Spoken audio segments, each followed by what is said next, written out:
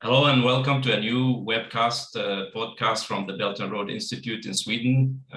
Today is November the 1st. This is Hussein Askary. Today we're going to discuss China per se, not the Belt and Road in general. But we will go because if we don't understand China's massive development in the past 30, 40 years, it's very difficult to understand what China is doing and why China wants to build the Belt and Road. And therefore, this time we will dedicate this podcast to a new paper published by the State Council Information Office of China, which we and the board of the Belt and Road Institute did a review of. It's a 60-page document. We reduced it to 11 pages to give a quick view of what the title of the white paper is China's epic journey from poverty to prosperity. And the white paper goes in detail through how this process of development, how the lifting of 800 million out of poverty happened. And therefore, this is a very important study for everybody who's dealing with questions of economic development, question of fighting poverty, industrialization, and even environmental issues. To discuss this, I have with me the chairman of the Belt and Road Institute, Mr. Ulf Sandmark. Welcome. Hello and welcome. One interesting thing, you yourself was in China a couple of years ago and witnessed for yourself how this process of fighting poverty in the rural areas, in the villages, was taking place, and you learned a lot. You will share it with us, and I would like to ask you to do that within this podcast. But if you have any initial thoughts about this white paper, you are welcome to share it with us. Well, it's an important white paper to understand what's going on in China, because there has been a new development, you can say, since the normal socialist transformation policies. What you think about Soviet Union is discussing only production. Now we are into some totally new development processes dealing with quality, with ideas and development theory. So this is something that is not covered much else. So I recommend people to see this white book and for themselves. But I hope we can give you some idea here today. Yeah, I think the white book describes the journey from the early opening up period from 1978 with Deng Xiaoping opening up and reform. But then it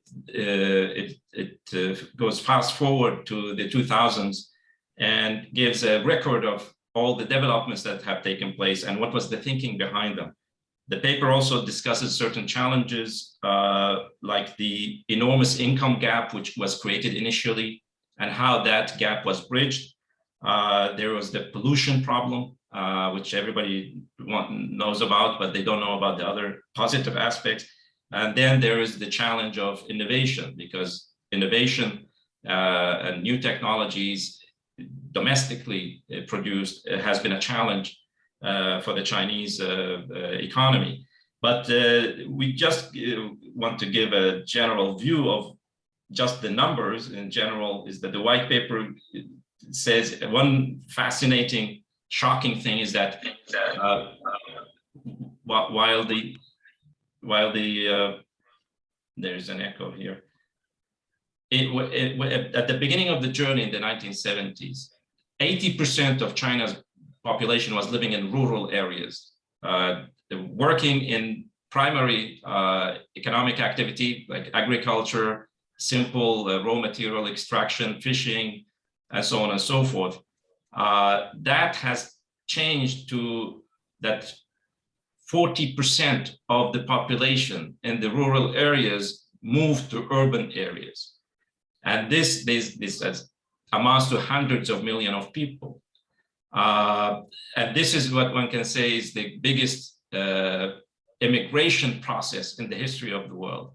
But those people did not move to slum areas like we see in other poor countries and developing countries. You have slum areas around the big cities where people are moving from the rural areas just to find the crumbs that fall from the table of the big city. That's not how it happened in China. At the beginning, there were challenges, but China has built hundreds of new cities with modern infrastructure, housing, education, healthcare, and so on and so forth.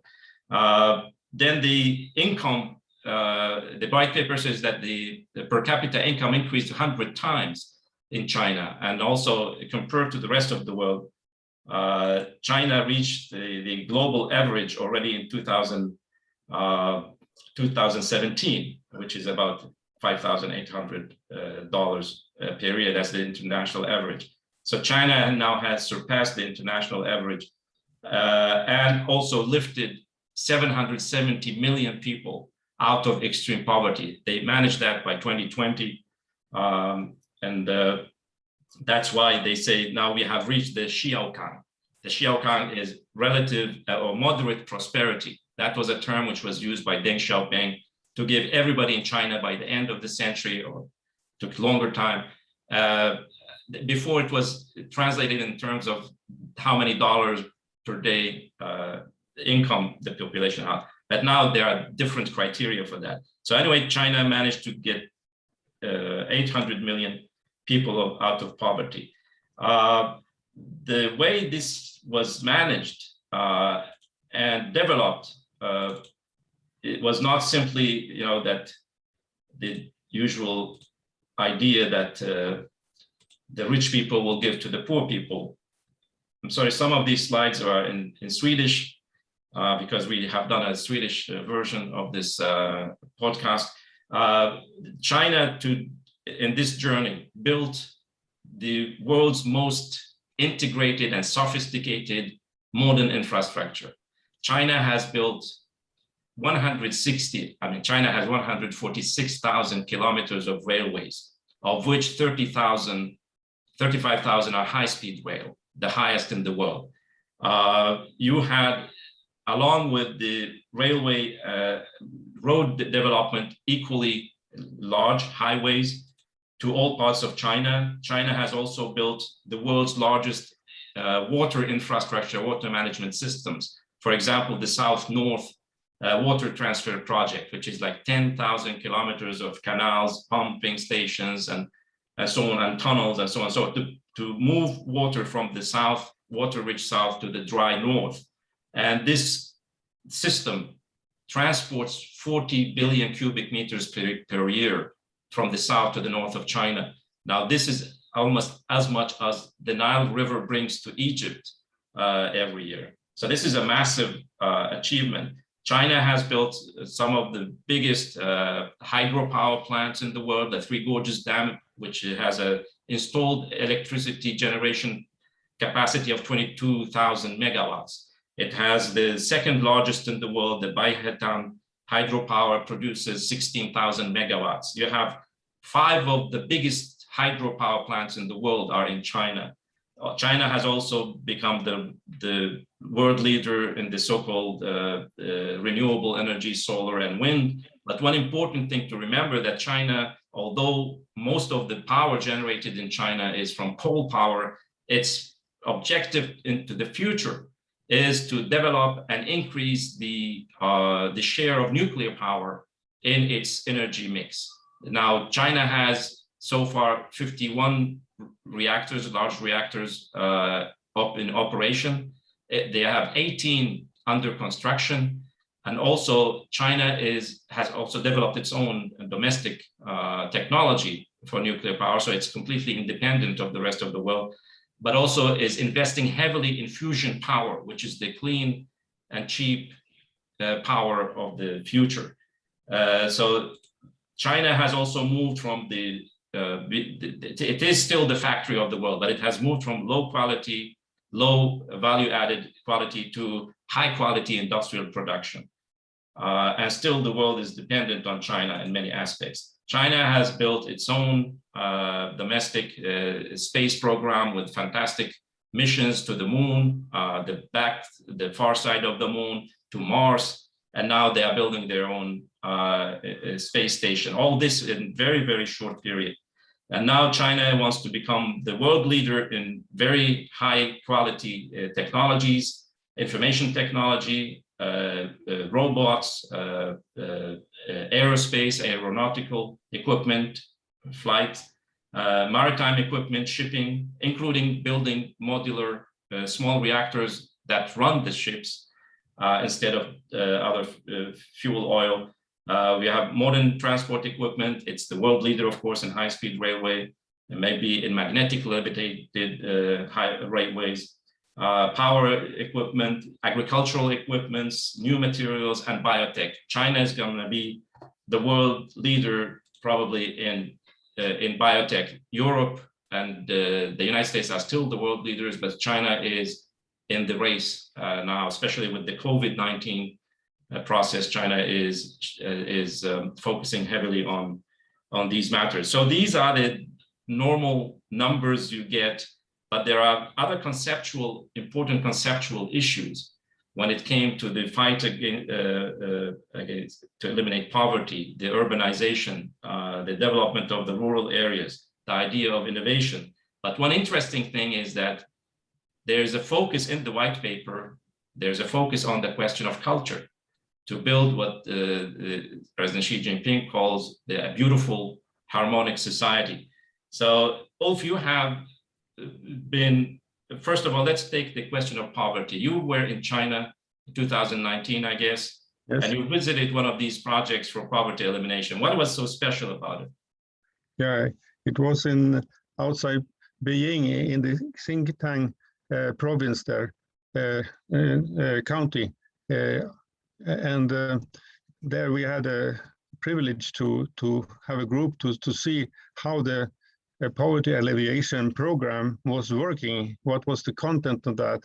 And it was a big surprise to me to see that it was very much oriented directly to individual families. It was not something general or kind of general work program we have in Sweden or in Europe, general program for giving people better education, just to apply for that. No, the Communist Party was directly in the leadership to encourage people to develop their situation, and each party member in this small village, there were 70 members, had 10 families to attend and to work with. So in this way, they worked with each family and tried to figure out what was the individual problems. And then they started, like Chinese are, they are problem oriented. They don't go for some general kind of speech about looking for jobs or something like that. No, they worked with individual families to find the jobs and actually to build the jobs and constructive jobs. Generally, they did some programs to start factories. They had a factory for textile production, which was working with absolute top quality, Italian quality style. And then they had a special factory for producing eggs, starting that all new, which was also using the absolute top quality systems and machinery in the world. And in this way, they were using the highest technology, but also the quality that made it possible to sell to the rest. The thing was that each family was then helped in the way they needed. It could be the house was dilapidated. It could be that there was a family member who was handicapped and could not, disabled and could not, and the whole family had to attend this child and could not work. So they were poor because of that. There could be alcohol problems. There could be all kinds of social problems on top of normal problems. So in this way, they tried to figure out if there was an education that was needed, if there was they started a disablement center to take care of the disabled people.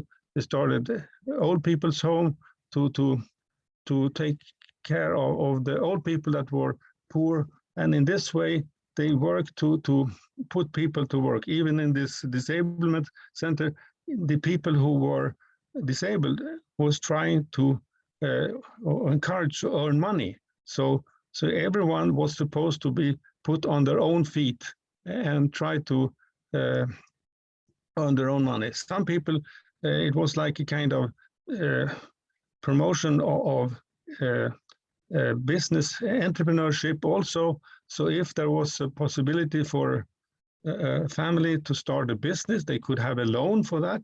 So in that way, the families were helped to get into real production and quality production. That was not a make work program. It was a real program where they could sell the work and earn sell their products and earn a real income. So in this way, it was very much directly oriented to solve problems.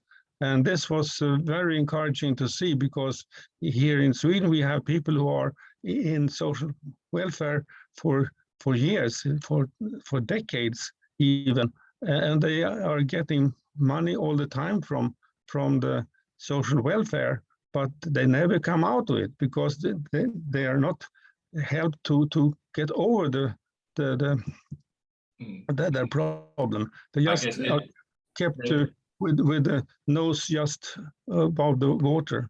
Yeah, there's a similar problem also with the question of aid to African nations and other poor nations. Absolutely. Is that these nations become dependent on the aid. The aid does not promote to make these communities productive and stand on their own feet. So I think what is interesting, what you are saying, is that they use the highest level of technology, but they solve problems according to what that situation is. But I don't think that would have been possible without the massive infrastructure which was built in there to connect the urban areas to the rural areas. Yeah, I can say a few words about that, because behind that map you showed about the railway network, there is a whole other lots of other networks that are built. These networks are with roads to every village, built into every village of the country. It was the building of internet connections, fiber connections to all these villages. All have connection to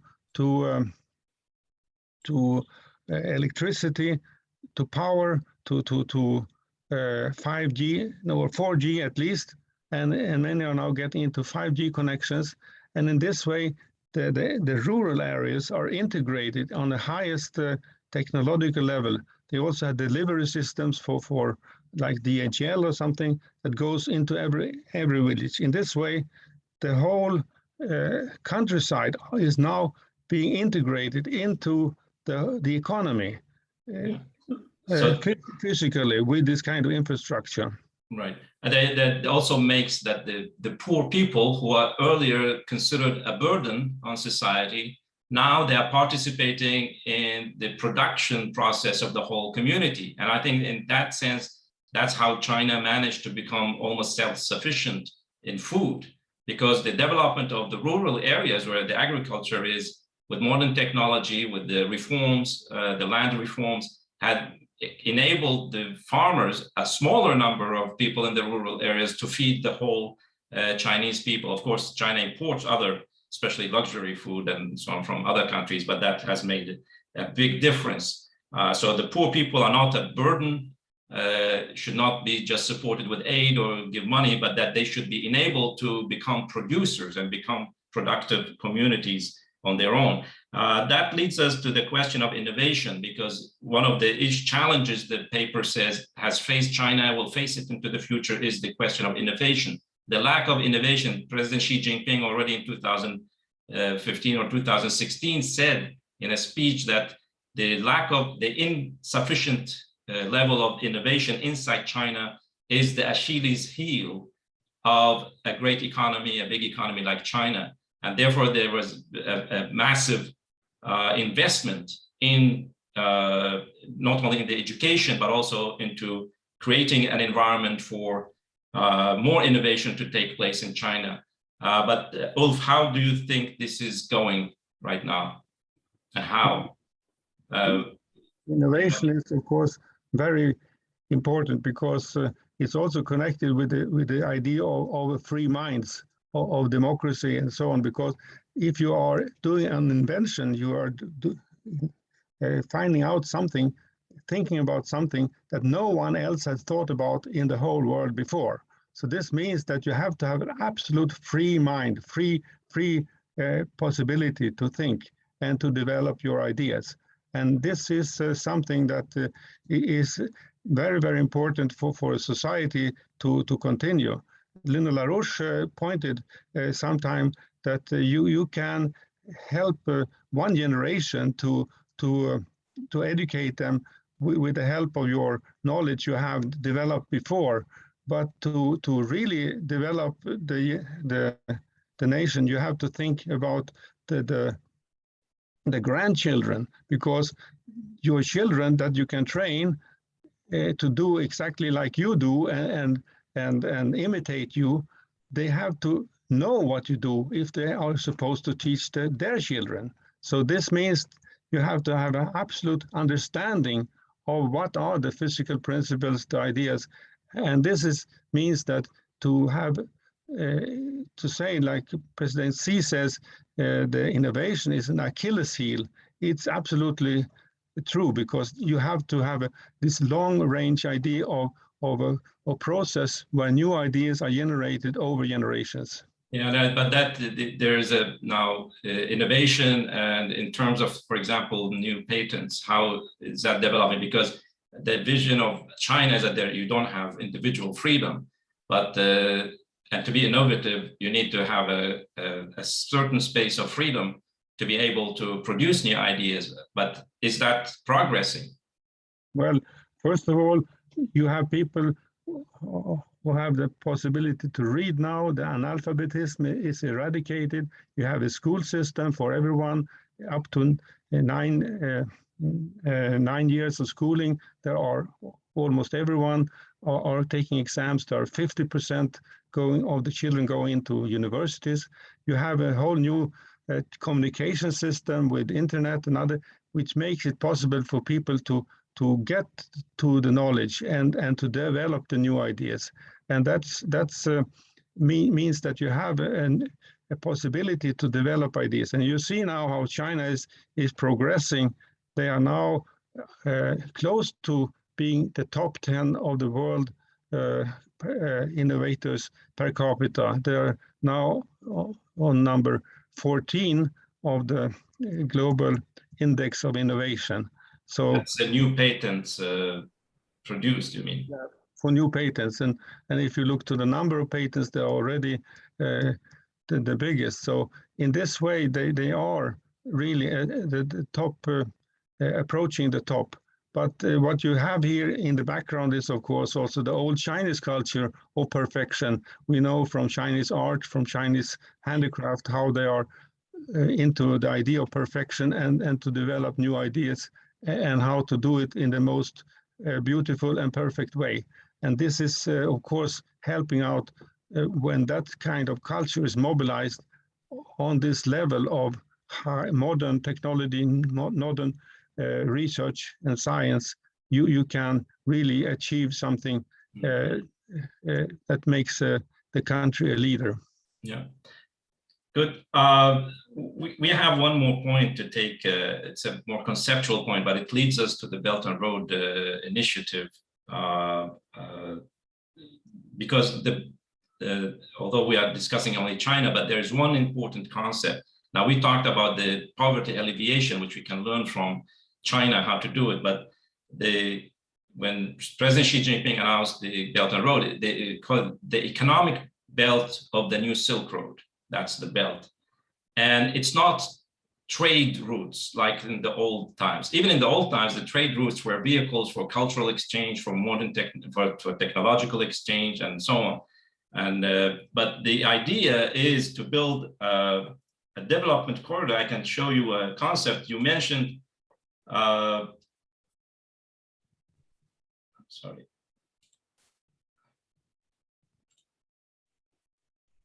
I'll share with you.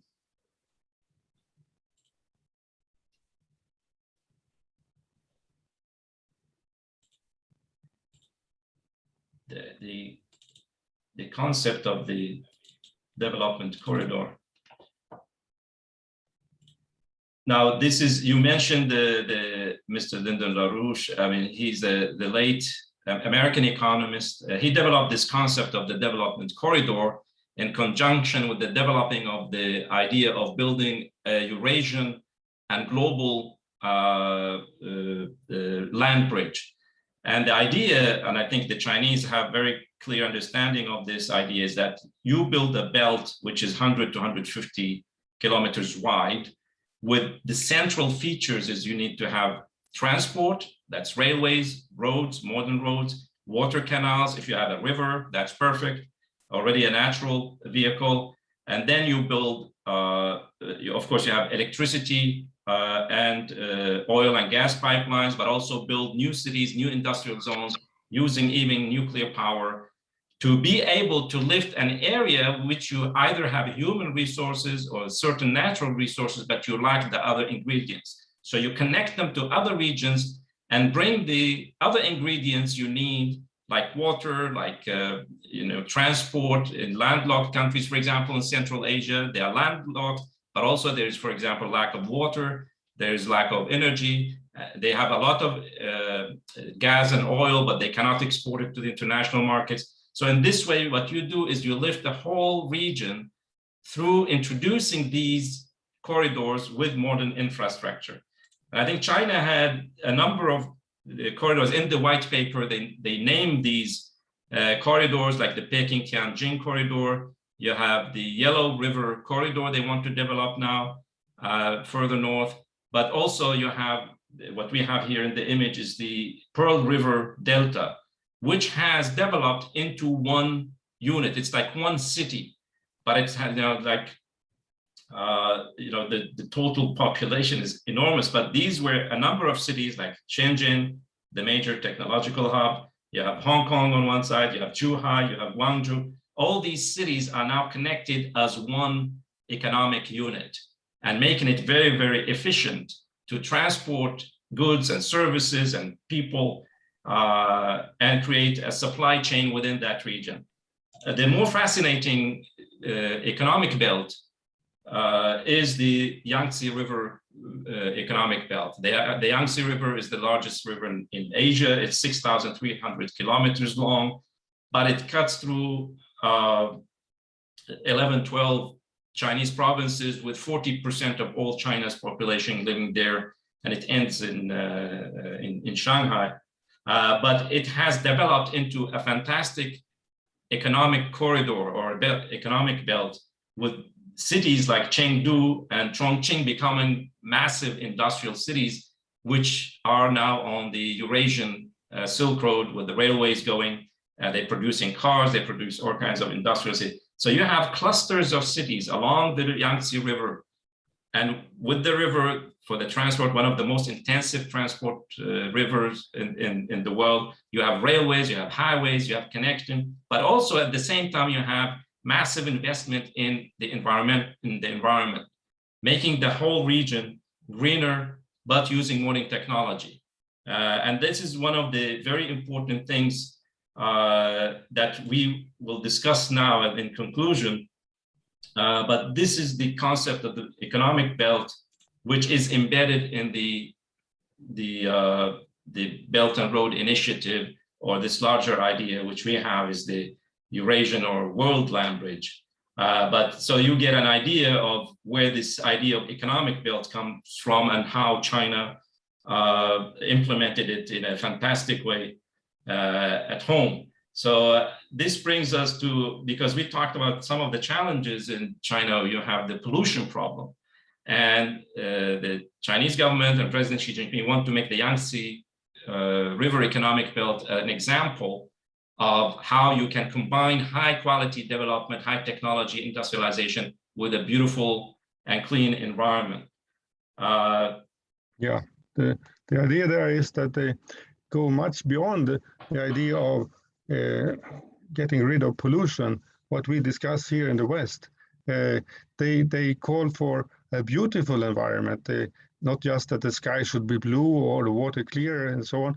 It means free from pollution. It means that it should be beautiful. So they are taking a holistic view on nature, on the whole environment of the population. And this means that you are developing the areas around these cities in these corridors. If there are some areas in between, they are developing rivers and lakes and forests to be beautiful, not just productive. And in this way, they are appointing special people who are kind of river chiefs or so on, or lake chiefs or forest chiefs, and they are responsible for the whole idea, not just to make it beautiful. And this means they're not just to have the production coming from the forest or from the river or from the lake. They are also working to make it into an attractive area for tourists, for living, for the city population to go out. And in this way, they are making an integration of the surroundings of the cities with the cities. Also inside the cities, they are building a lot of parks and forest areas. But if you look to the whole of China, you are actually having forestry going on, that reforestation that is tremendous. 40% of all new forests or vegetation in the world has been done by China.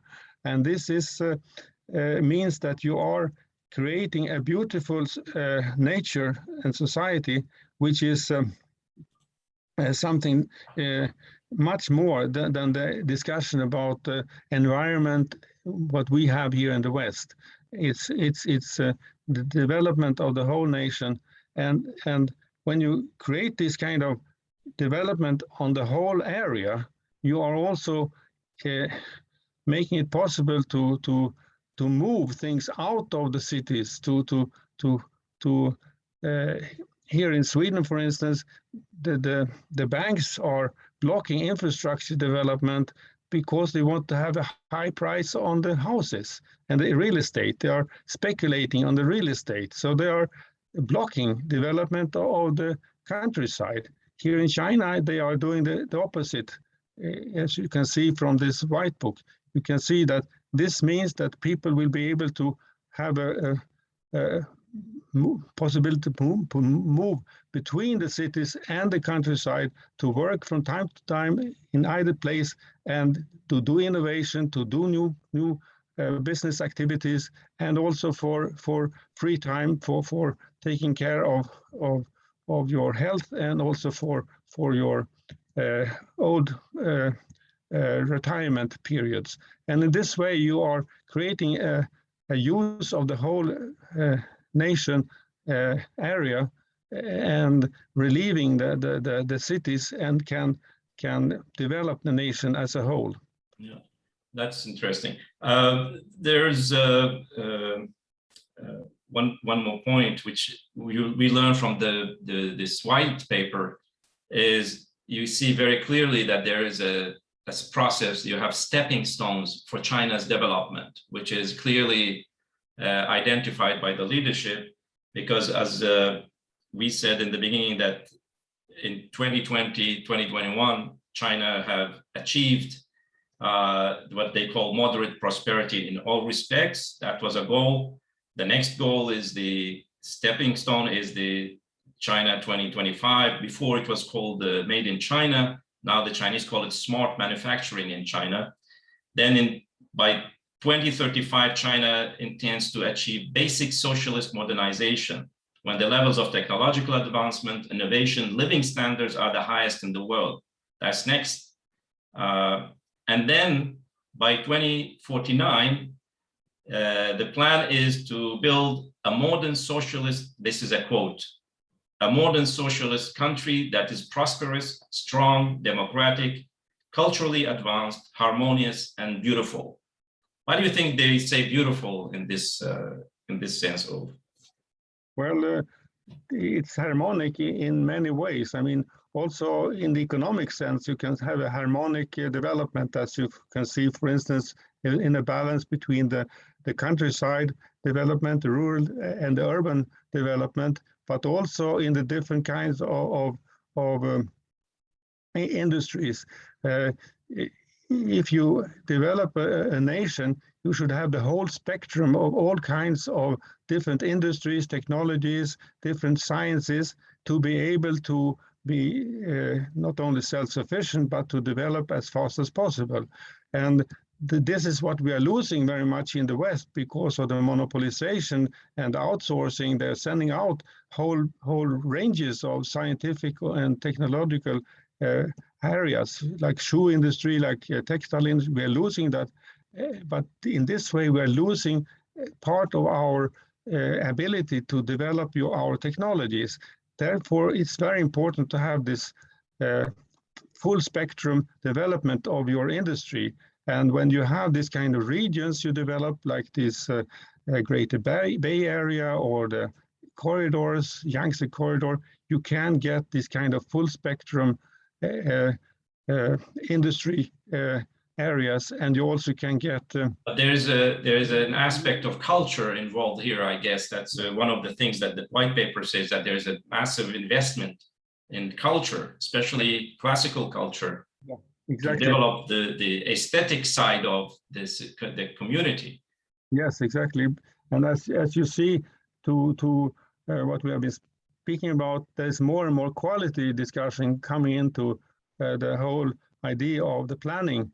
Even in the planning system, the 5-year plan, they have lots and used to have lots and lots of figures. Now they don't have hardly any figures. They have a few indicative figures, which is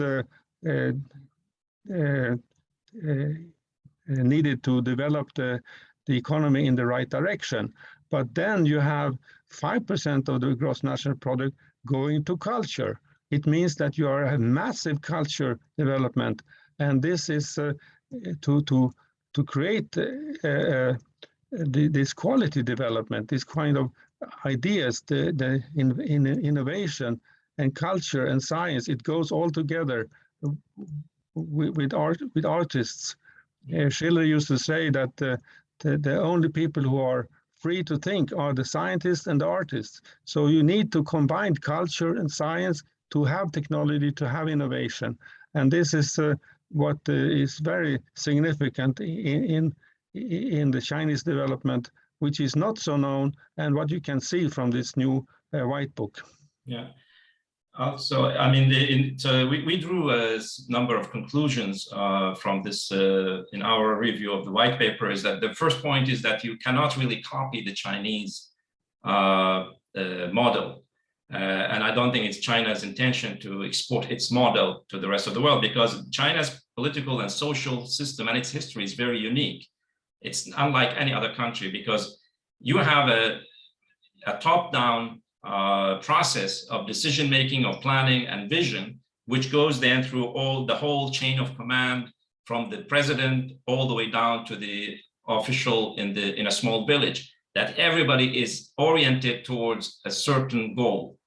So you have 1.4 billion people moving in one direction, and that's unique. That cannot be copied in other countries. But other things that other nations can learn from is to how China managed to bridge the gap between between industrialization and managing to fill the gap between the discrepancy in income between rural areas and the industrialized urban areas. I mean, President Xi Jinping said recently that the idea is not to make people rich. The idea is to build a community where everybody is having a moderate living standard. And that does not mean that they don't want people to be rich. That was part of the process. But the idea is to build a community where a bit more equal, because you want to have everybody participating in the economy, as we said about the rural areas, not just to this egalitarian process. So this is one thing one can learn. Also, the process of development of the infrastructure, both in the urban and the rural areas, is very important. So there are many things to learn. We have it in our review from this, but I think these are very fascinating aspects of how China has developed, and to get an insight into how the Chinese have been thinking about their economy and where they are going.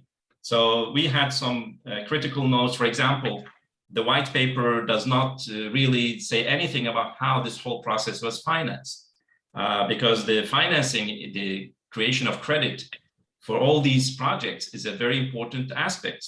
This is something we have lost track of here in the West, because we used to do the things China does with issuing credit for real economic development. It's not mentioned in the white paper. Also, there is a lack of giving us lessons on where China failed. I mean, they talk a lot about the Cultural Revolution, that was a problem, but then in the process of economic development, you might have taken steps that were, because China was experimenting a lot in this process. And it's useful for other nations to learn where the pitfalls are on the road, and learning from China's mistakes and how they repaired those mistakes. That's not a bad thing to talk about. And also on the question of corruption, there's no discussion of, because there was massive corruption. There was a big cleanup in China of corrupt officials, corrupt businesses.